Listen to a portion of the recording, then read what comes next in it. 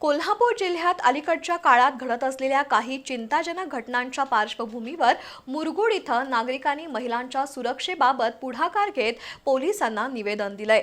मुलींची फसवणूक, जबरदस्तीने धर्मांतराचे प्रकार, लैंगिक शोषण करून व्हिडिओ व्हायरल करण्याच्या घटनांमुळे परिसरात भीतीचं वातावरण निर्माण झाल्याचं निवेदनात नमूद केलंय।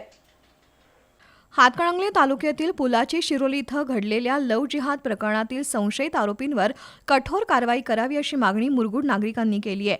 मागणीचं निवेदन मुरगुडचे सहाय्यक पोलीस निरीक्षक क्रांती पाटील यांना देण्यात आलं। महिलांची सुरक्षा अबाधित राहावी तसंच अशा प्रकारांना आळा बसावा, गुन्ह्यांमध्ये सहभागी असणाऱ्यांवर कडक कारवाई करावी असं या निवेदनात म्हटलंय। महिलांच्या सुरक्षेसाठी आवश्यक त्या उपाययोजना करण्यात येतील अशी ग्वाही क्रांती पाटील यांनी दिली।